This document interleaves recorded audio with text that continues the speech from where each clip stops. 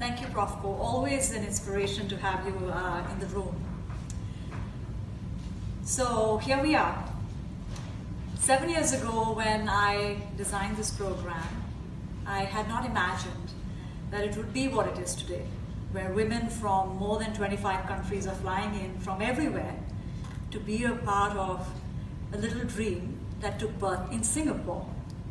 So what I'm trying to say, in other words, is that you all are my dream come true, right?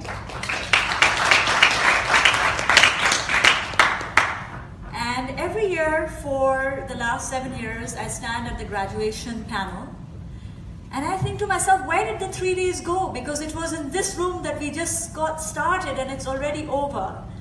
But you know and I know that we are just getting started. Don't you agree on our leadership journey? So in the last 3 days, we have laughed and cried. We have shared our struggles. We've shared our strategies. We have learned that we can own our ambition just as powerfully as we can own our emotions. We have learned to speak when we get a seat at the table, but more importantly, we have learned to build a bigger table, right? And I asked you when you came into the program if you could be any person or character, who would you like to be? And you said you would like to channel the warrior of Mulan, and you'd like to be presidents and prime ministers and chancellors like Merkel and Christine Lagarde and all these famous ladies, and you wanted to be learned magicians like Hermione Granger, the most popular character for this class. But I hope you also realize that whereas we need those role models, we also need you to be you and to bring your authentic self to everything that you take up, right? But more than anything else, if there's one thing I hope you've learned in the program, is that you don't need anyone's permission to shine your light. And that when you shine your light, you give permission to all those sitting in darkness to see their own spark and shine bright as well. And that's how a rising tide lifts all boats.